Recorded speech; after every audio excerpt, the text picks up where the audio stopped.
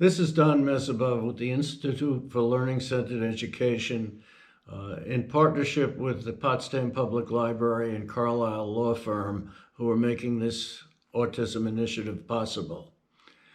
Tip number one, learn how they think.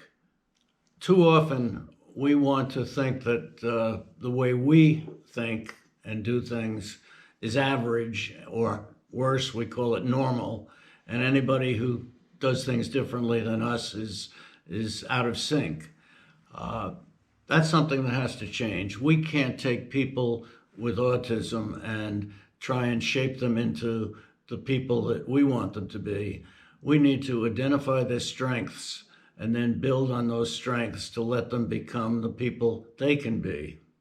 So the first step for a teacher, for example, or anyone in an organization or in any capacity working with someone with autism, the first step is get to know how they think, get to know what's in their mind, which is a good strategy, frankly, for working with anyone, but it's critical with someone with autism. Get to know what's in their mind and then design strategies that fit the person they are and the person they have the potential to be.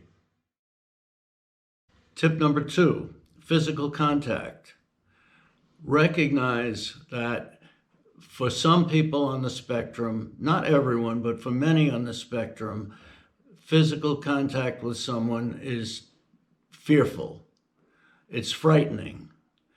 And once we know this, it makes it much easier for us to relate to them. Don't reach out a hand to shake their hand unless you know them or unless they start to initiate the process. Don't put them in a position where they have to touch anyone else or be touched by anyone else. Again, until you get to know them.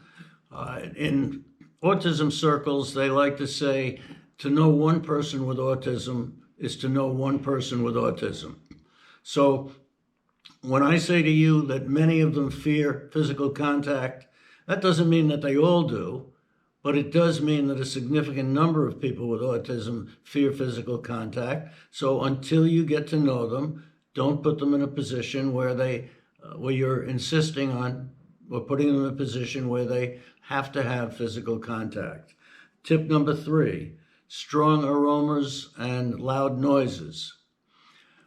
What is a kind of noise to us, like let's say thunder outside or somebody speaking in a slightly irritably high-pitched voice.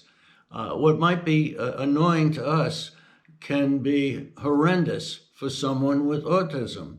The sound of thunder to us, again, possibly an irritant.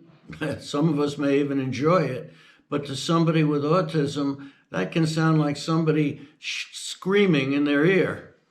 And the same thing is true of strong aromas. They can pick up some people with autism can pick up on aromas that you and I wouldn't even notice. So there are situations where a person conducting a group activity with a lot of people, some of whom have autism, may be wearing a very strong perfume, and you may get an extremely adverse reaction from someone with autism. So these are, again, a couple more things that we need to be aware of.